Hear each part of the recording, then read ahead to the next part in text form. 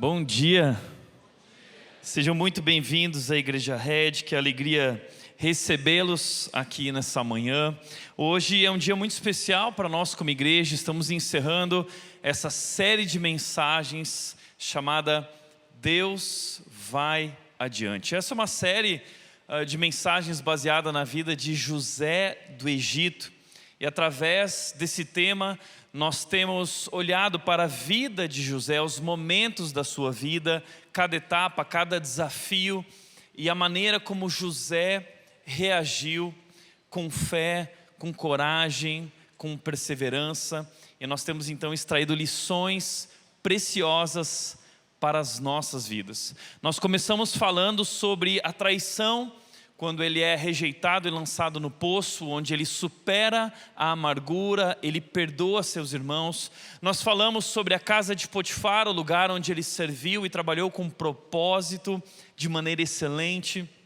Nós falamos sobre a tentação, quando a mulher de Potifar seduz José insistentemente, e ele permanece fiel ao Senhor. Nós falamos também sobre a prisão, um lugar da sala de espera, onde José esperou, aguardou, sem saber exatamente o que iria suceder, e ali ele cresceu e amadureceu no sofrimento.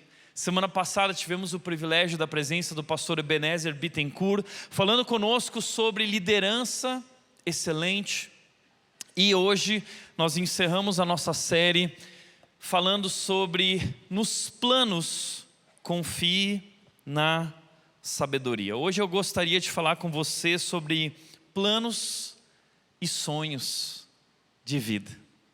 Todos nós temos planos, todos nós temos sonhos.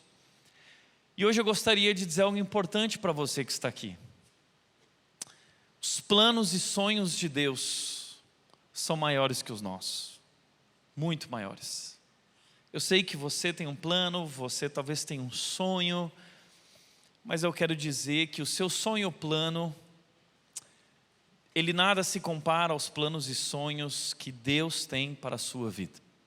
Quero te convidar a abrir a tua Bíblia no livro de Gênesis, no final da história de José, Gênesis capítulo 50. Capítulo 50 é o último capítulo de Gênesis. A história de José encerra o livro de Gênesis, dos capítulos 37 a 50, nós temos essa história linda, que foi a base da nossa série de mensagens. E eu gostaria de encerrar falando sobre esses últimos versículos, sobre a vida de José, o momento da sua morte, na verdade. Versículo 22 diz: José, seus irmãos e suas famílias continuaram a viver no Egito. José viveu 110 anos. Chegou a haver 3 gerações de descendentes de seu filho Efraim e o nascimento dos filhos de Maquir, filho de Manassés, os quais ele tomou para si como se fossem seus. José disse a seus irmãos: em breve morrerei, mas certamente Deus os ajudará e os tirará desta terra. Ele os levará de volta para a terra que prometeu solenemente dar a Abraão, Isaque e Jacó. Então José fez os filhos de Israel prestarem um juramento e disse: quando Deus vier ajudá-los e conduzi-los de volta, levem meus ossos com vocês. José morreu com 110 anos. Os egípcios o embalsamaram e o colocaram em um caixão no Egito. Uau! Que história!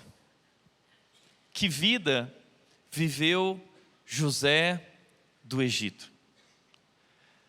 Que roteiro, que história incrível. Às vezes eu fico pensando, imaginando que a história de José daria um grande filme, um belo filme. Quais são os elementos de um grande filme?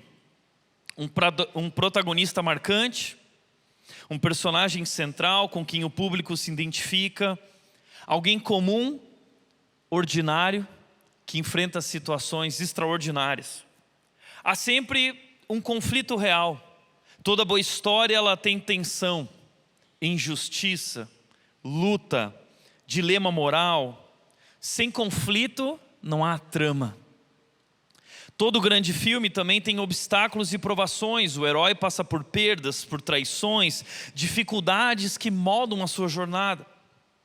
Todo grande roteiro também tem viradas inesperadas. Momentos em que tudo parece perdido e que quando parece o fim, um enredo dá um salto surpreendente e tudo muda de repente. Todo grande roteiro tem um propósito maior. Um grande filme não termina só com vitória pessoal, mas com impacto coletivo. O herói não vive apenas para si, mas para algo maior que transcende sua própria história. Todo grande roteiro e grande filme também tem um desfecho com esperança. O final deixa uma marca, um sentido, uma mensagem, uma ponte para além da tela. Todos nós gostamos de grandes filmes, não é?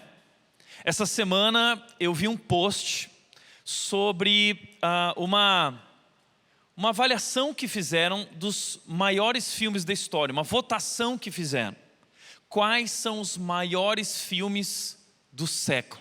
Eu fiquei curioso, fui ver a lista e confesso para vocês que fiquei frustrado, porque eu não compactuo com a lista. Eu acho que aqueles filmes que eles escolheram não são os melhores filmes, então eu decidi fazer uma nova lista. Alguns filmes que marcaram a minha história, filmes com essa trama, filmes épicos, com um grande roteiro e uma grande virada inesperada no final. Um desses filmes, Um Sonho de Liberdade. Quem já assistiu? Lembra desse filme? Maravilhoso. Um outro grande filme, O Náufrago. Eu sou tão louco por esse filme, eu acho que eu já assisti umas 30 vezes. A Nath não aguenta mais me ver lá assistindo O Náufrago. Acho que eu tenho esse sonho de um dia viver numa ilha isolada. Você tem esse sonho também? Outro grande filme, O Gladiador. Uau! Cenas épicas, luta, um grande desfecho, uma grande mensagem. Alguns talvez não vão concordar, mas esse é um dos maiores filmes da minha vida, Matrix, o Neo. Um outro grande filme da minha vida que persegue a minha vida, eu assisto todos os spin-offs também da Disney, Star Wars. Darth Vader marcou a minha vida e marca a vida da Mel hoje também. Ela tem, junto com as Barbies, ela tem um Darth Vader. São filmes que marcaram a história. Por trás desses grandes filmes, existem grandes diretores. Existem grandes roteiristas. Eu vou dar alguns exemplos dos maiores diretores da história. O primeiro deles, Steven Spielberg. Criador de grandes filmes, como por exemplo, Jurassic Park. Nós temos também outros como James Cameron, que foi quem fez o filme Titanic e outros grandes filmes.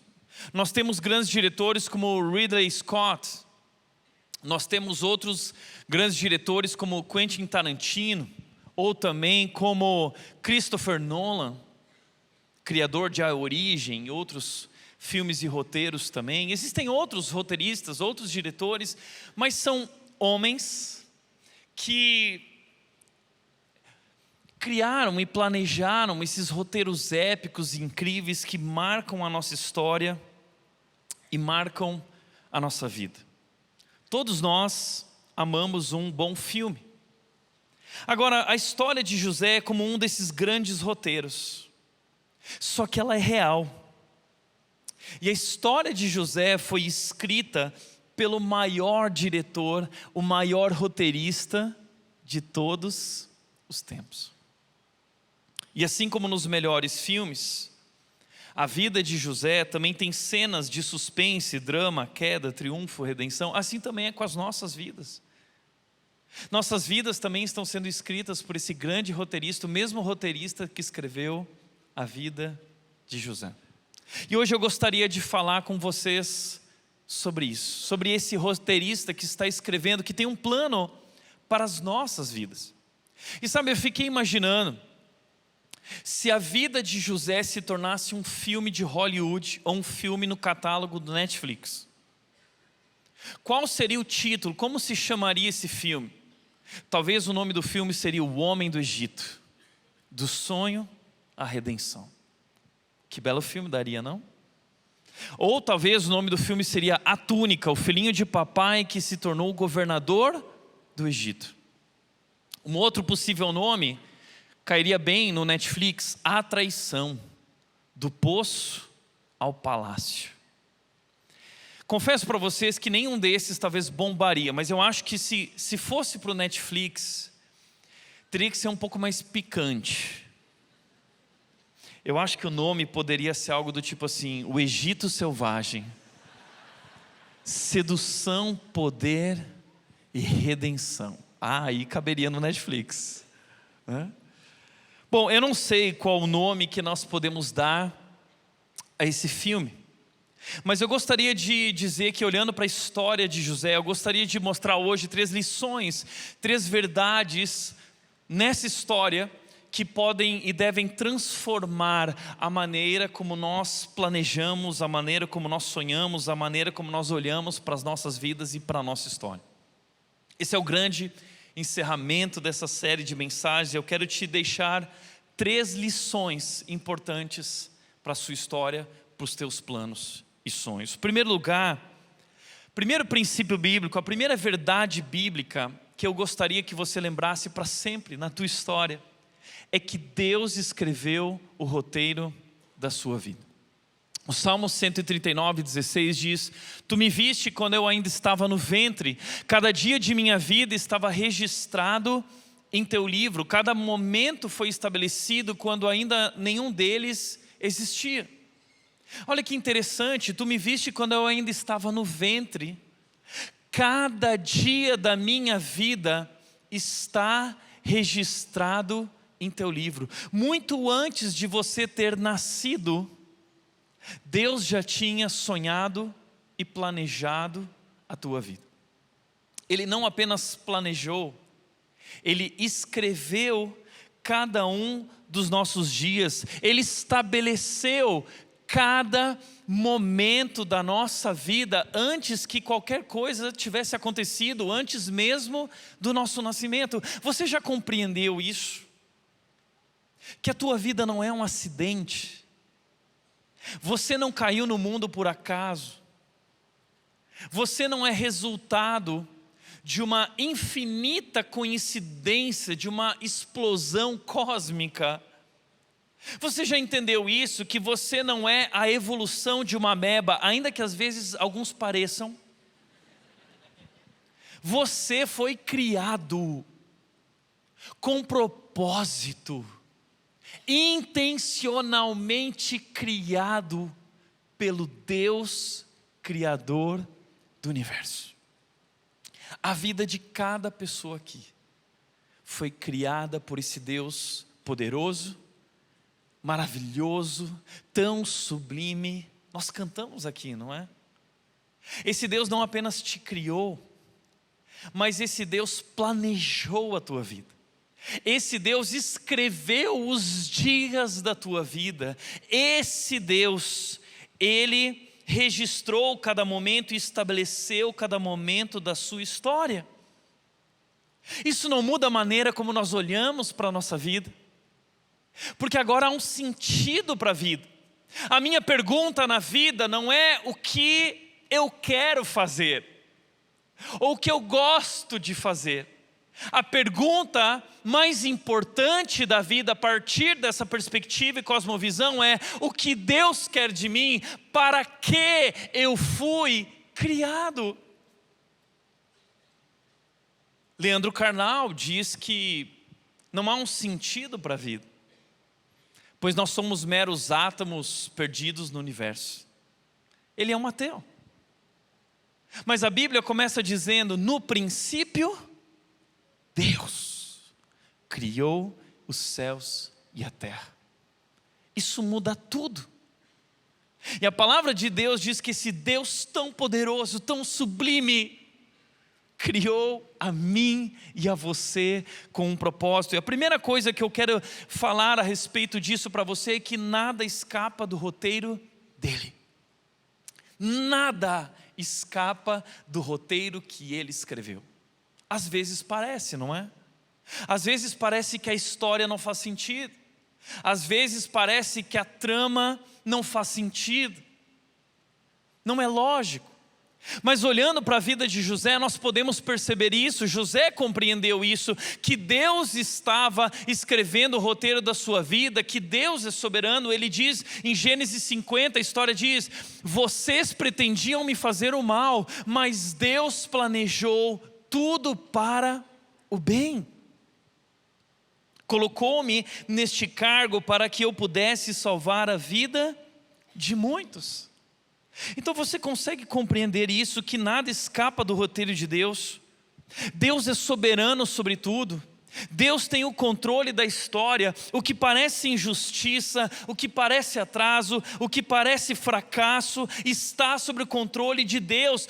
Todos os momentos da vida de José, do poço à prisão, ao palácio, todos eles foram planejados por Deus por um propósito maior.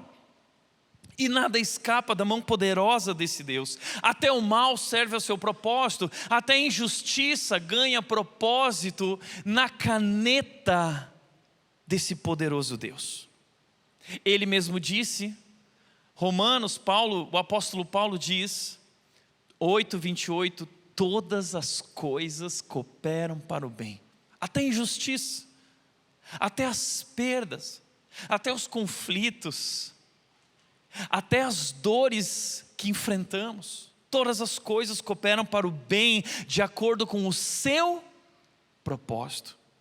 A segunda coisa que nós precisamos entender aqui é que cada capítulo da nossa história, desse grande roteiro que Deus está escrevendo sobre as nossas vidas, cada capítulo tem um propósito.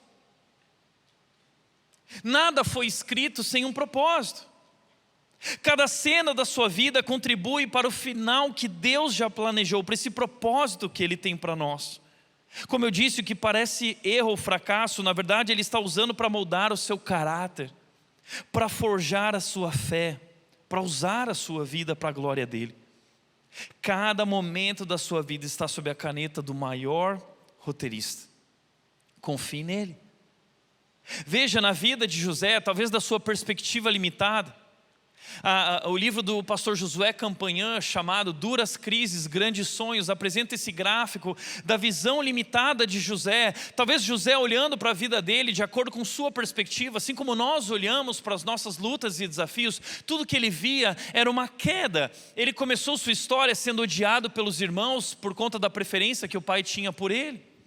Ele foi traído pelos irmãos e foi lançado num poço, foi vendido como escravo, abandonado.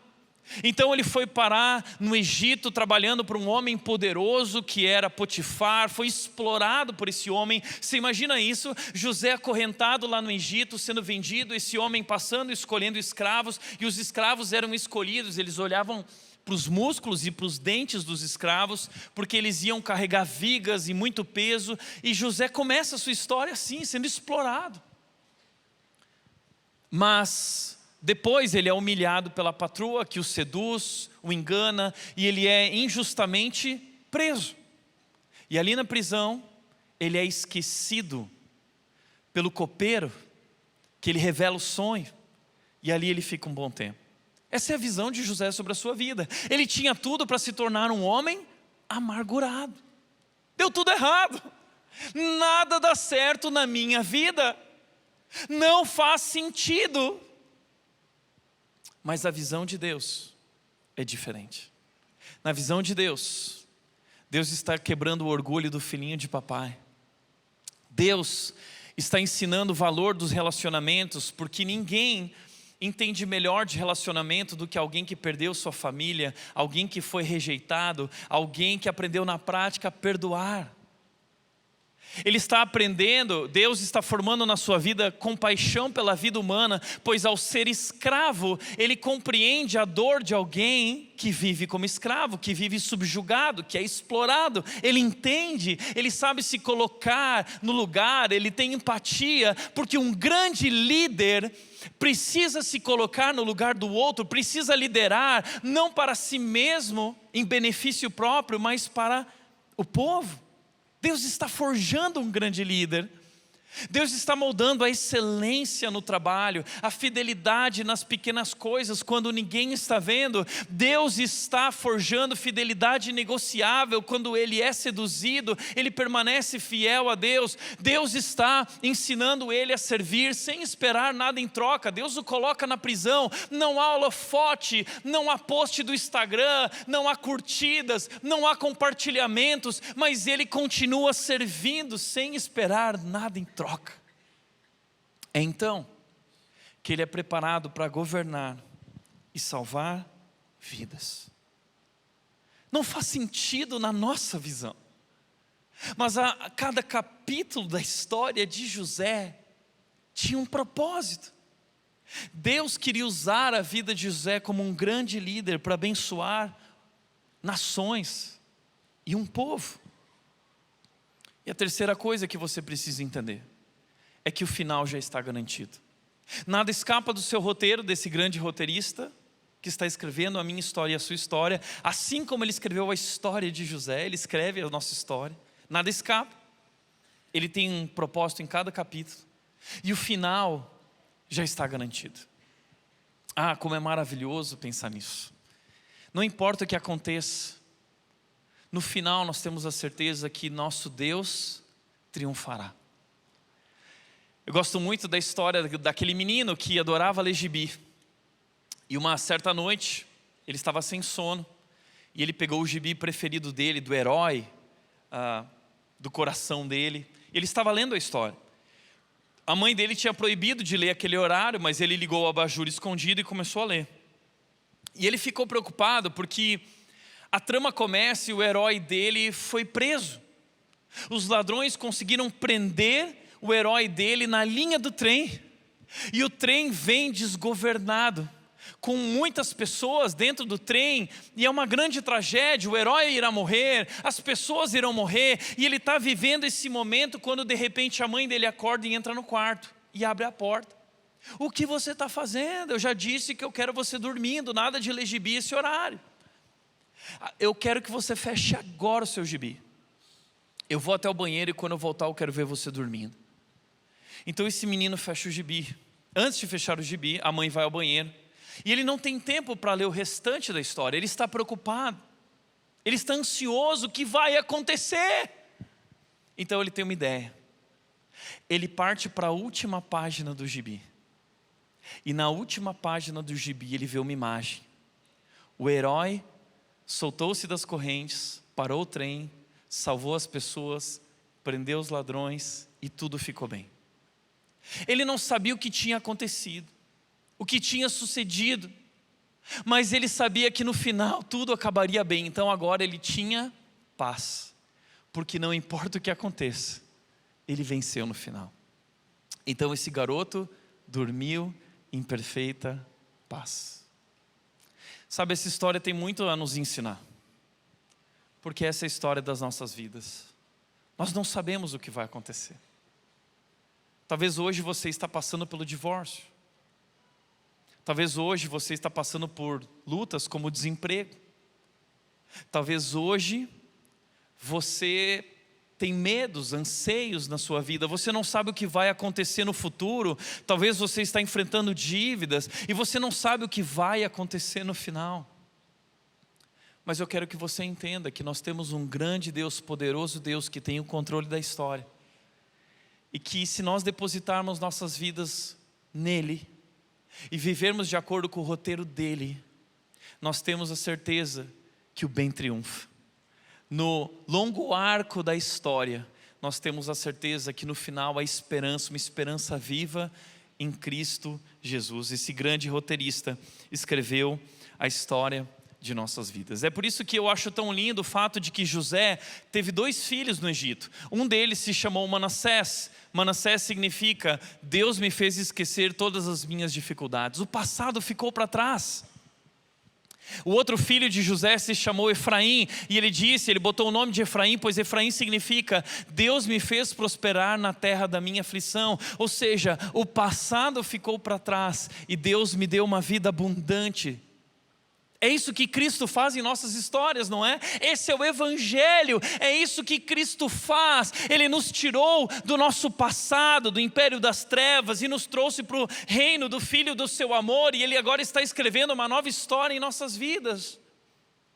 Portanto, talvez as coisas hoje na sua vida não estejam caminhando de acordo com os teus planos, mas tenha uma certeza, estão rigorosamente alinhadas ao roteiro de Deus.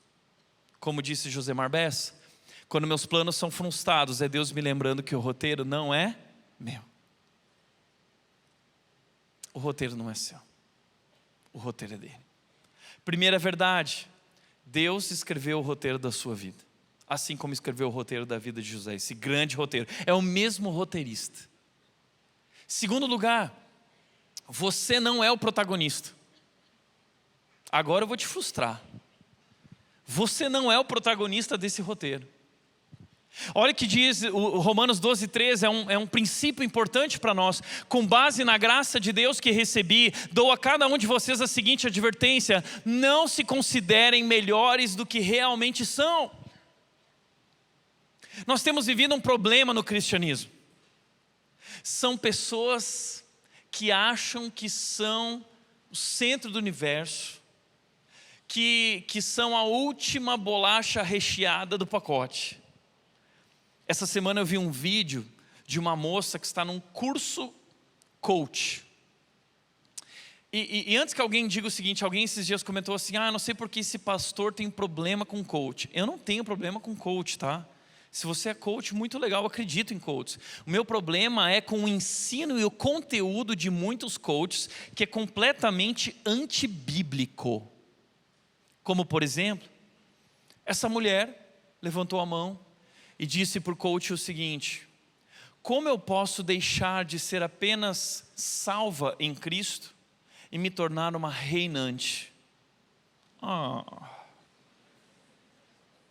Eu não quero ser só salva por Cristo, eu quero ser uma reinante.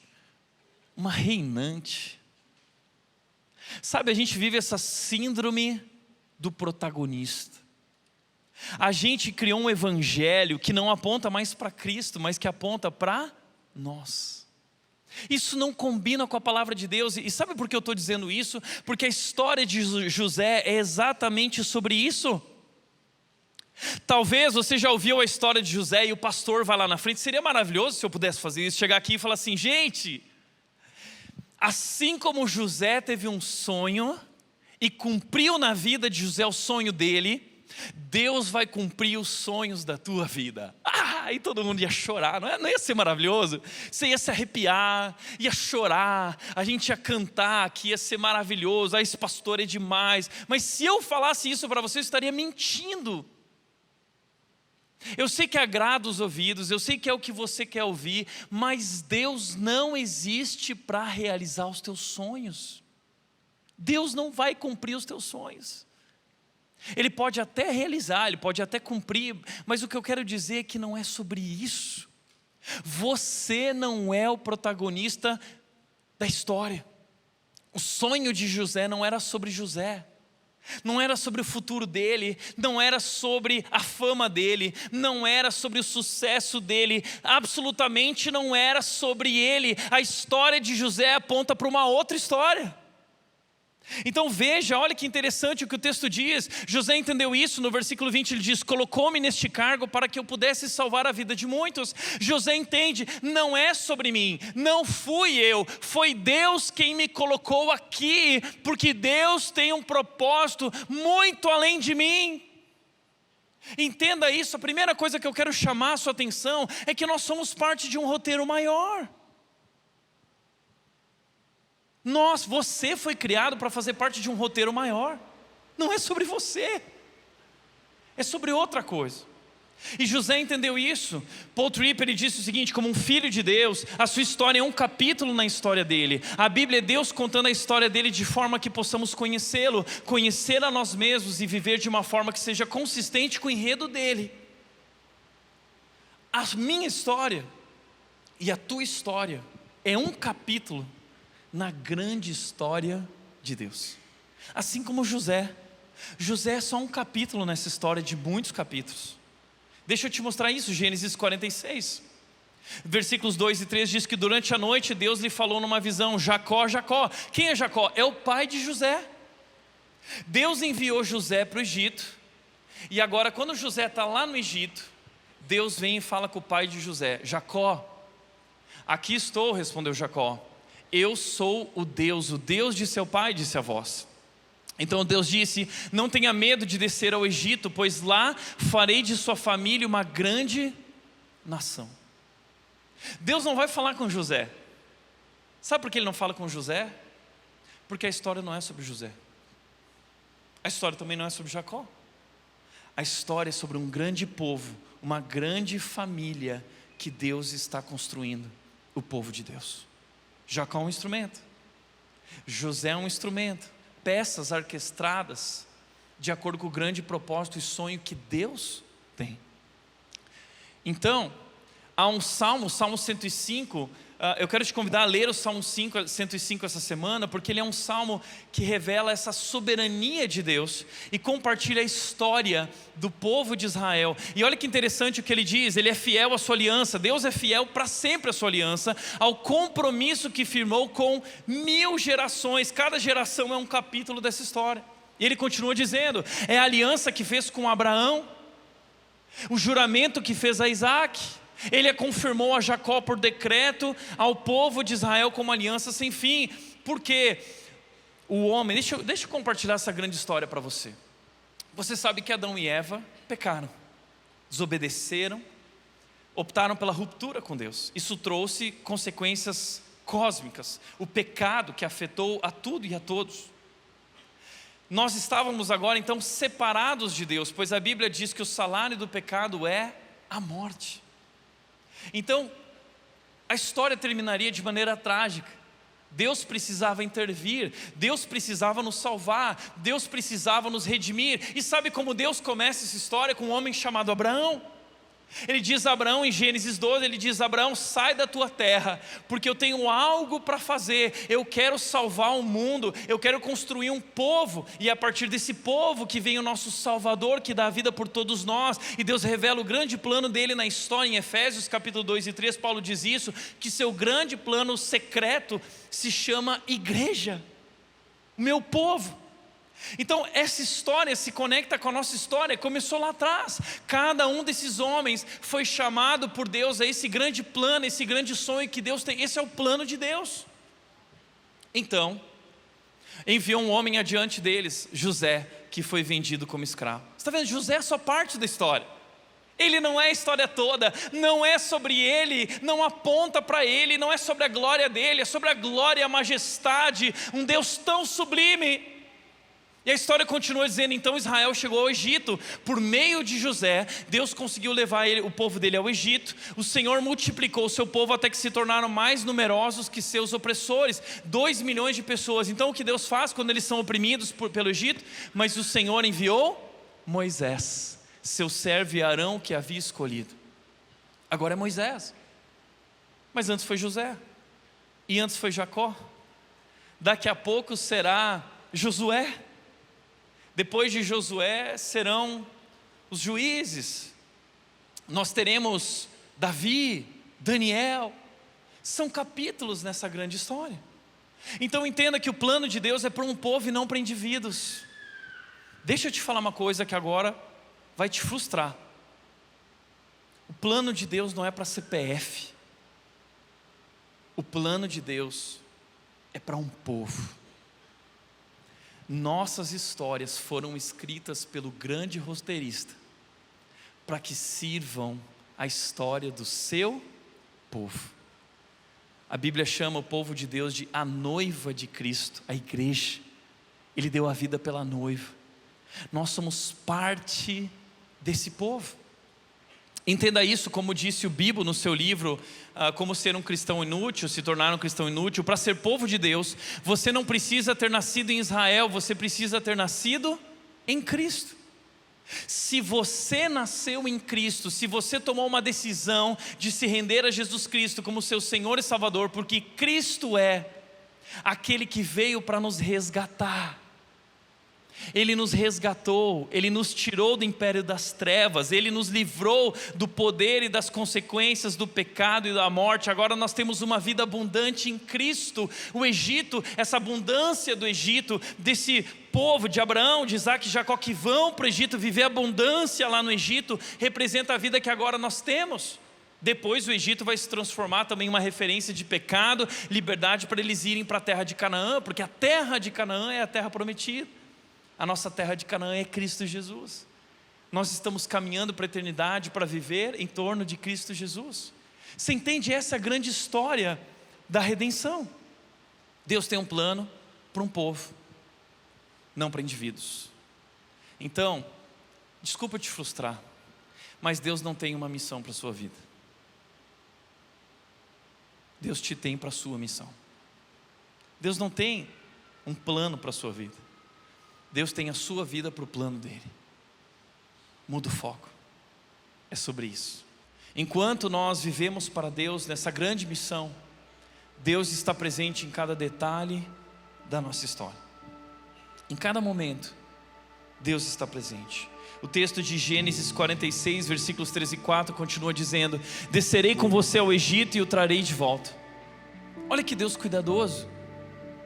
Jacó está com medo, porque o Egito é uma grande nação, uma poderosa nação, que não conhece a Deus. Eles adoram outros deuses. O faraó é um líder truculento, que subjugou muitos povos. Ele sabe que é arriscado se aproximar do Egito. Então Deus diz: Jacó, não se preocupe, eu preparei tudo. Teu filho agora é governador do Egito e tudo vai ficar bem, pode ir para lá. E Deus diz: eu descerei com você e eu o trarei de volta. É só por um momento. Eu estou guardando você. Eu vou guardar a sua entrada, eu vou guardar a sua saída. Eu sou teu Deus. E Ele é um Deus tão cuidadoso nos detalhes, porque o texto diz: e José estará ao seu lado quando você morrer. Jacó nunca mais tinha visto o seu filho amado. Ele não sabia o que esperar. Se José se vingaria de sua família, ele tinha medo que José se vingasse da família. E Deus diz assim: não, eu cuidei de tudo. E a outra versão diz assim: quando você morrer, José vai fechar os teus olhos. Que Deus! Ele não é só um Deus de milagres, Ele é um Deus de detalhes. Enquanto nós vivemos para Ele, para a sua história, Ele cuida da nossa história. Tem uma música que marcou a minha vida durante muito tempo, na minha adolescência, nas crises que eu vivi ao longo de toda essa jornada até aqui. Muitas vezes eu sentava no piano e eu tocava essa música. E talvez o que você não sabe sobre essa música diz assim: e apesar dessa glória que tens, tu te importas comigo também. Apesar de autor da história, Deus criador e poderoso, Ele é um Deus amoroso, que se importa com a minha vida e com a sua vida. Essa minha música foi escrita por uma menina chamada Ângela Pérez, que era uma adolescente de uma família que não conhecia Cristo, com um violão simples nas mãos, mas Deus estava escrevendo uma história eterna através dessa menina adolescente, passando por muito sofrimento e aflição. Ela se converteu aos 14 anos, um convite de uma vizinha para um acampamento mudou tudo. A Bíblia virou sua paixão. Aos 16 já tinha lido a Bíblia 2 vezes. Foi então que a família enfrentava crises, divórcio, dívidas, mas a mãe fez um sacrifício, comprou um violão. Ela só sabia tocar a sequência de dó, e era com esse dó que ela orava. Cantava qualquer coisa, até que Deus a inspirou com uma letra maravilhosa. Apesar dessa glória que tens, tu te importas comigo também. Eu quero convidar a Laísa a cantar essa música junto com o nosso coral. E você permanece sentado, mas reflita. E se você conhece essa música, ela toca o seu coração, cante conosco e renda seu coração ao Senhor.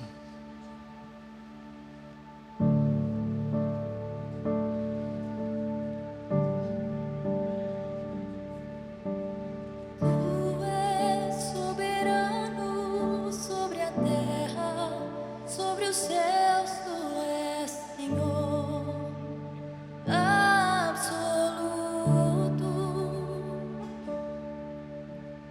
Tudo que existe acontece, tu sabes muito bem.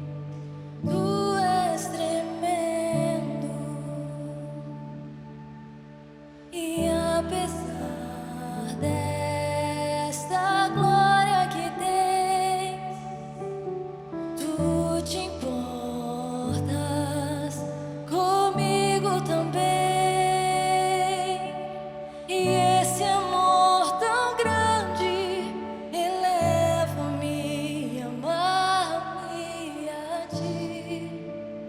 Tu és tremendo.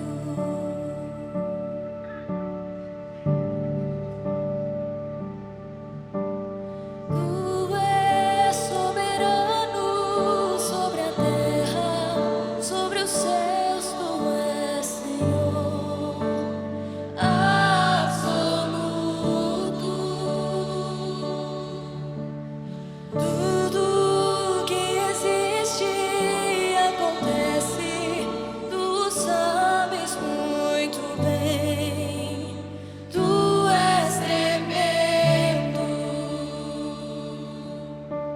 E apesar desta glória que tens, tu te importas comigo também.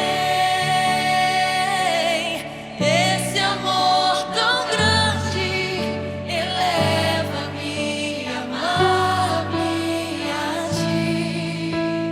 Tu és tremendo. E apesar dessa glória que tens, tu te importas comigo também. E esse amor tão grande eleva-me a amar-me a ti. Tu és tremendo.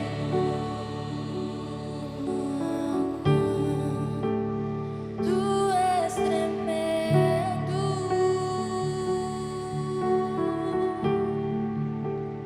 Tu és tremendo.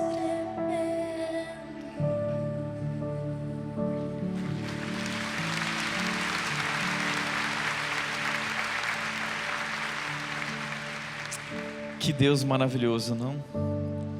Tudo que existe acontece. Tudo que existe acontece. Tu sabes muito bem. E apesar dessa glória que tens, tu te importas comigo também. Talvez você esteja vivendo um momento em que você não sabe o que vai acontecer. Isso te deixa ansioso. Mas como disse o pastor Tim Keller, Deus olha para o ansioso e diz: eu rasguei meu filho por você, e você tem medo de que eu não lhe dê o que você precisa?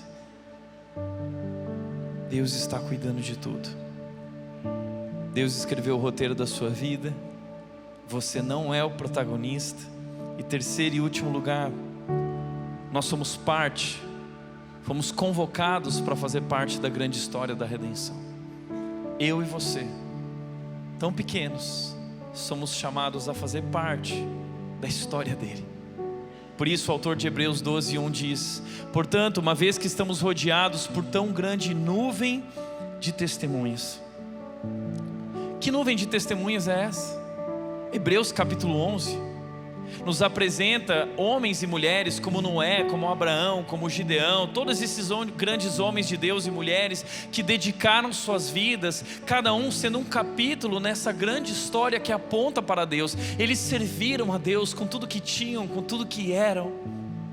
Hebreus 11 diz que Deus tem orgulho de chamá-los de seu povo, seus filhos.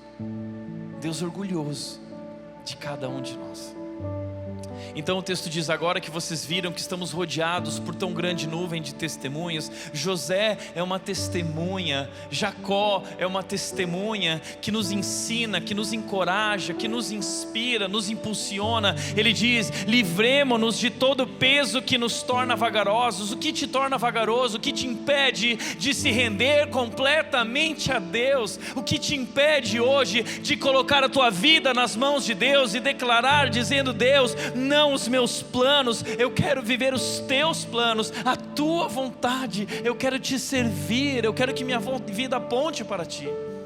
E do pecado que nos atrapalha. E o autor de Hebreus diz: e corramos com perseverança a corrida que foi posta diante de nós. A história que foi colocada diante de nós, nós estamos sendo chamados agora a viver com perseverança diante dos momentos difíceis que enfrentamos, compreendendo que Deus está no controle da história e nós agora devemos viver para Ele. E Ele diz: mantenhamos o olhar firme em Jesus, o líder e aperfeiçoador da nossa fé. Mantendo o olhar fito em Jesus, aquele que é o autor e o consumador da nossa fé. Em primeiro lugar, o que eu quero te dizer aqui é que nós somos convocados para participar dessa grande história e correr com perseverança. Não desista. Olhe para a sua vida de acordo com a visão de Deus e não uma visão limitada. Deus está no controle da tua história. Deus tem um propósito maior por meio de tudo que tem acontecido. Deus está forjando o caráter de Cristo na sua vida. Por isso Tiago capítulo 1 versículo 2 diz: tenham por motivo de toda alegria o fato de passarem por todo tipo de provação, pois quando vocês são provados, vocês têm a chance de perseverar. E a perseverança deve ter ação completa para que vocês se tornem maduros e íntegros sem lhes faltar nada. Deus está formando Cristo em nós. Persevere. E entenda que estamos sendo chamados a viver pela sua missão. Deus não tem uma missão para a sua vida, Ele nos tem para a sua missão. Só há uma missão, a missão de Deus. E eu e você estamos sendo chamados a colocar a nossa vida diante desse Deus e dizer: Deus, eis-me aqui. O Senhor me criou, o Senhor escreveu a minha história, e eu quero viver para Ti. Em segundo lugar, a missão de Deus deve estar acima da nossa realização ou sucesso pessoal. Para com esse negócio de a minha realização pessoal, a minha satisfação pessoal, o meu futuro, o meu sucesso. Não é sobre você, é sobre Ele. E nós fomos criados para agradar a Ele. Nós fomos criados para glorificá-lo por meio de nossas vidas. Nós nos esvaziamos como Ele se esvaziou por nós. Nós servimos como Ele nos serviu. Como diz 2 Coríntios 5,14, o amor de Cristo nos constrange, porque um morreu por todos, logo todos morreram. E aqueles que agora vivem, não vivem mais para si mesmos, mas por aquele que por eles morreu e ressuscitou. A missão de Deus deve estar acima dos nossos desejos. A missão de Deus deve estar acima da tua realização pessoal. Não é sobre você, é sobre Ele.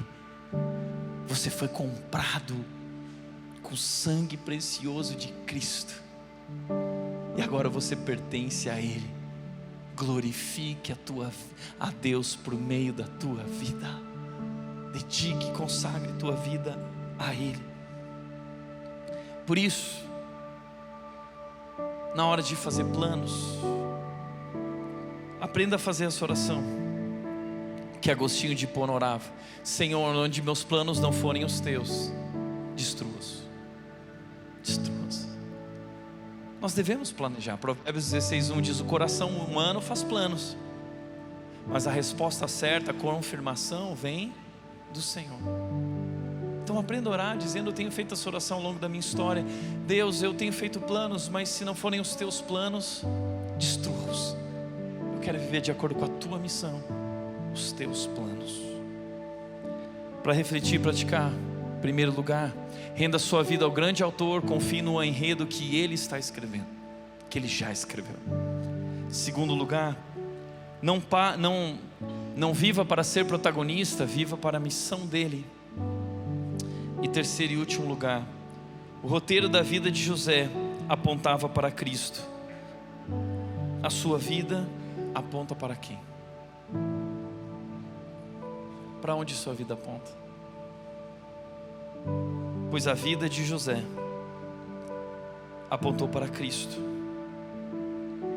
Cada detalhe da vida de José era uma antecipação do que Jesus Cristo faria por nós.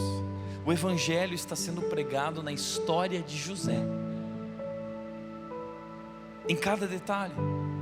A túnica rasgada aponta para a roupa de Cristo que foi despojada na cruz.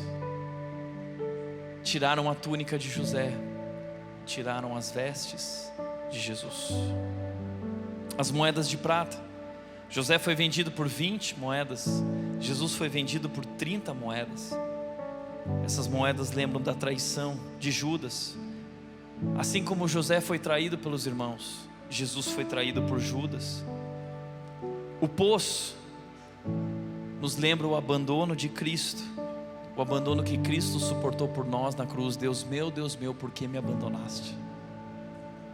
A prisão antecipa a dor que ele enfrentaria sem ser culpado. José foi lançado na prisão sem ter culpa. Jesus foi lançado na cruz sem ter cometido nenhum pecado. A tentação da mulher de Potifar aponta para Cristo resistindo à sedução do pecado por nós. Jesus Cristo se tornou o sacrifício perfeito porque ele foi tentado e não pecou. Ele é o Cordeiro sem mancha, o Cordeiro sem mácula, o Cordeiro de Deus que tira o pecado do mundo. Os dois prisioneiros na prisão apontam para os ladrões na cruz.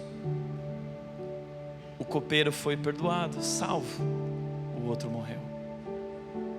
A provisão, o perdão de José antecipa o perdão infinito de Cristo. José perdoou aqueles que não mereciam. Jesus perdoou a nós que não merecíamos. A provisão no Egito, aquela família, aponta para a vida abundante que Jesus oferece a nós. Cada cena, cada dor, cada vitória da vida de José aponta para Cristo. Cada detalhe da sua história, desde a túnica rasgada até o perdão dos irmãos, é um espelho do que Jesus faria por nós. É o Evangelho sendo contado há milhares de anos atrás. A vida de José apontava para Cristo. Para onde a sua vida está apontando? Amém?